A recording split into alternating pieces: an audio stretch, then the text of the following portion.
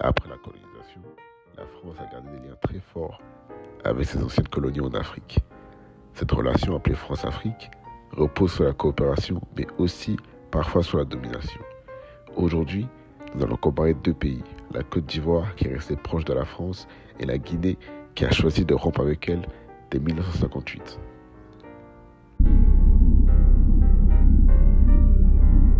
En 1960, mais garde des liens très étroits avec la France.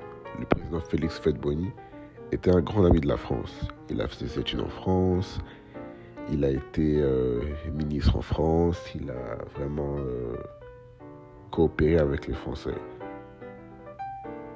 Petit fun fact. Par vouloir se révolter, faire un peu de violence envers la France, mais Félix Houphouët-Boigny a très vite compris que c'était pas la méthode qui allait faire que la Côte d'Ivoire allait devenir indépendante et un pays. Donc il a préféré jouer la carte de la coopération. La Côte d'Ivoire garde le franc CFA, accepte la présence de l'armée française et laisse les entreprises françaises investir dans le pays. Pendant les crises comme en 2002 et en 2011, la France intervient militairement. Grâce à cette coopération, la Côte d'Ivoire a connu plus de développement économique que plusieurs pays africains, même si certains critiquent cette dépendance.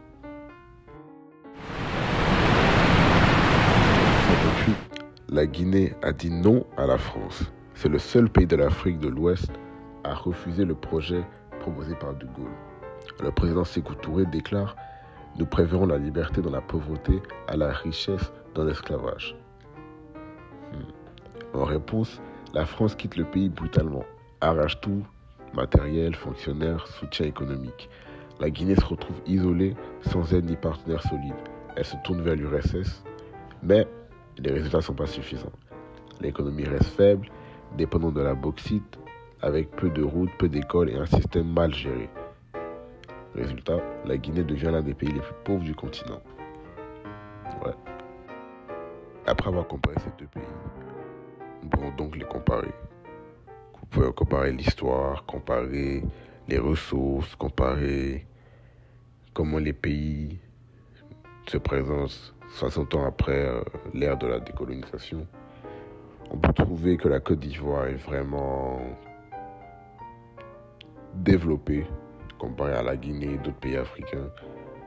En Côte d'Ivoire, dans les rues d'Abidjan, vous pouvez trouver des magasins français, de l'armée française, vous pouvez trouver des ponts comme le pont de Gaulle, boulevard François Mitterrand, plein de rues qui ont encore le nom des Français, certains quartiers qui ont le nom des Français. Vous trouvez beaucoup ce fruit de cette coopération qui est toujours présent jusqu'à aujourd'hui avec le président Alassane Ouattara qui continue de collaborer avec les Français.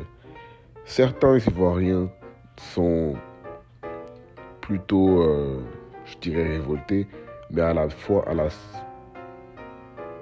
la même manière, beaucoup d'Ivoiriens sont contents parce que ça permet d'avoir un pays développé avec beaucoup de ressources, beaucoup de routes, beaucoup de magasins, beaucoup d'hôpitaux. Mais comparé à la Guinée, où il y a un manque d'infrastructures, de la pauvreté, et même quand vous comparez le franc guinéen et le franc CFA, c'est une grande différence. Par exemple, on peut voir qu'un franc CFA, qui est la monnaie utilisée dans la plupart des pays d'Afrique francophone, comme la Côte d'Ivoire, à un franc guinéen, un franc CFA est égal à 14 francs guinéens. Donc 1000 francs CFA est égal à 14 000 francs guinéens. Ce qui nous montre vraiment la différence en termes d'économie. Pour conclure cette présentation, pour vous montrer que la politique France-Afrique a eu beaucoup d'effets, on peut dire positifs et négatifs, sur certains pays africains, dont les pays que nous avons cités dans notre étude, la Côte d'Ivoire et la Guinée. La Côte d'Ivoire qui a coopéré avec la France a eu des effets assez positifs, car ça a amélioré les infrastructures, l'économie du pays. Et la Guinée, qui a préféré la révolte, qui a préféré ne pas se soumettre à la France, a souffert beaucoup dans leur économie et dans le style de vie des Guinéens, même jusqu'à aujourd'hui. Mais en 2025, on peut dire que beaucoup d'Africains sont révoltés, peu importe d'où ils sont. C'est-à-dire même s'ils sont d'un pays comme la Côte d'Ivoire qui a beaucoup joui des effets de la coopération avec la France, sont toujours révoltés parce qu'ils réalisent qu'à la fin, on va dire que c'est rien de gratuit.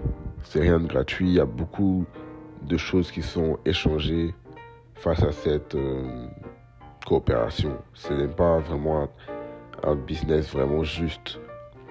Et d'un côté, les Guinéens qui peuvent aussi sentir que ne pas s'être soumis a beaucoup eu de côtés négatifs sur leur économie, sur leur pays en général.